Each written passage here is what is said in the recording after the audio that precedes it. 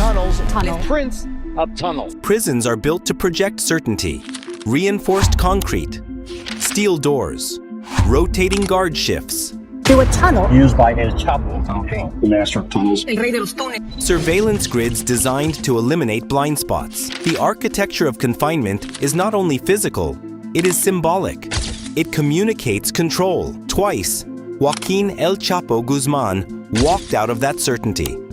His escapes in 2001 and 2015 were not cinematic feats of individual genius. He escaped from a maximum security prison for the second time. This is a major slap in the face of the Mexican government. The big question mark is how high up does it go? They were structural events, moments that exposed corruption, institutional fragility, and the limits of containment in a war defined by adaptable criminal networks. To understand how he escaped, it is necessary to understand what the prison system represented and what it failed to protect. There are U.S. officials anxious and angry about this escape. The last time Guzmán escaped from prison, he was on the run for 13 years. In 1993, Guzmán was arrested in Guatemala and extradited to Mexico. At the time, he was an emerging leader within what would later become the Sinaloa Cartel, a network that was consolidating trafficking routes across northwestern Mexico. He was eventually transferred to Federal Social Readaptation Center No. 2, commonly known as Puente Grande, a maximum security prison in Jalisco. On paper, Puente Grande was designed to contain high-risk offenders. In practice, it functioned within a prison system vulnerable to corruption.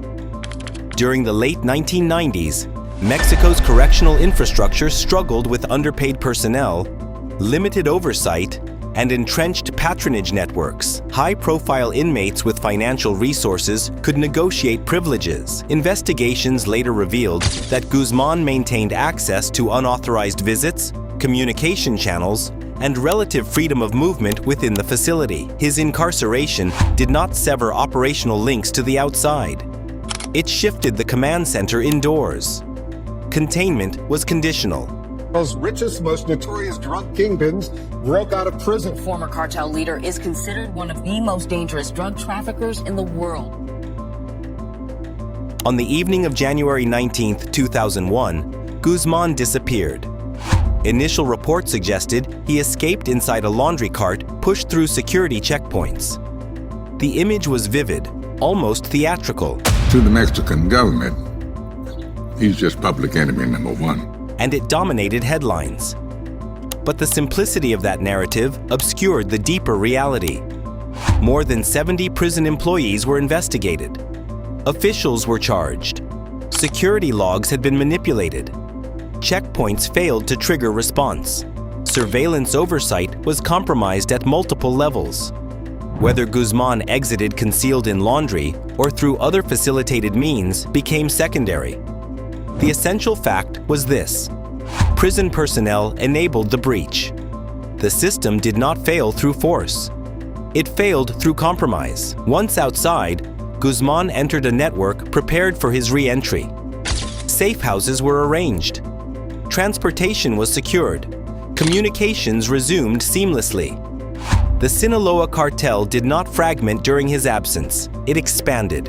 Over the next 13 years, the organization strengthened trafficking routes across the Americas and into Europe and Asia. Guzmán became a symbol, not only of criminal influence, but of institutional weakness. The 2001 escape did more than embarrass authorities. It altered perception. It suggested that incarceration was negotiable. This is a man who the Mexican government had said would never break out of prison again, but he did. The recapture and reform narrative. In February 2014, Guzmán was recaptured in Mazatlan during a coordinated operation involving Mexican Marines and U.S. intelligence support. The Mexican government mounted a massive manhunt. This time, authorities emphasized reform. He was transferred to Federal Social Readaptation Center No. 1, known as Altiplano, Mexico's most secure federal penitentiary. Altiplano represented architectural correction, reinforced flooring, motion sensors, restricted human contact, continuous surveillance. officials publicly declared that another escape would be impossible. The state projected restored control. The lesson of 2001, it was suggested, had been learned. July 11th, 2015. The tunnel. On the evening of July 11th, 2015, surveillance cameras recorded Guzmán walking toward the shower area of his cell.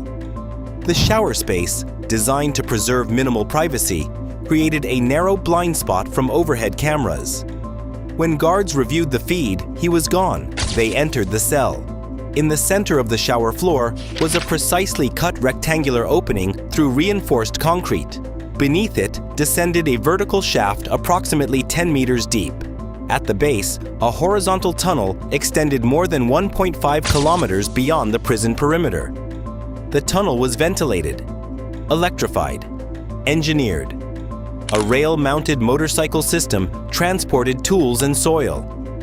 The construction required months of preparation, land acquisition near the prison, excavation without detection, surveying precision to align directly beneath Guzmán's shower.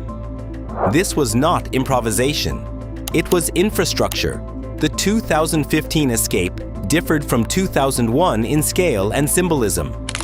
The first exposed corruption. The second exposed architectural vulnerability. Altiplano had been presented as invulnerable. The tunnel disproved it. The escape triggered global headlines within hours. It was not merely a national embarrassment, it was a strategic failure with international implications. The United States had invested heavily in Mexican security cooperation through frameworks such as the Merida Initiative. Billions had been directed toward training, surveillance, and institutional modernization. The tunnel suggested that hardware upgrades were insufficient when systemic weaknesses persisted. Questions multiplied. How had excavation equipment operated undetected? How had prison blueprints been mapped so precisely? How had months of construction escaped notice? The answers pointed not toward brilliance, but toward access. Access to information. Access to personnel. Access to institutional blind spots. In January 2016, Guzmán was recaptured following a confrontation in Los Mochis. In 2017, he was extradited to the United States. Architecture cannot compensate for compromised oversight. Reinforced floors and motion sensors are effective only when institutional integrity is intact. Tunnels do not excavate themselves. Checkpoints do not ignore breaches without cooperation. Blind spots do not align by coincidence. Joaquín Guzmán remains incarcerated under conditions designed to eliminate repetition. But the lessons of 2001 and 2015 endure. Prisons project certainty. They alter policy. They reshape cooperation. They redefine strategy. After the tunnel, extradition became the default for high-value targets. After the tunnel, architectural security was no longer trusted alone. His escapes were not proof of invincibility. They were proof that containment without systemic integrity is temporary. And once a prison floor opens from below, the illusion of absolute control never fully closes again.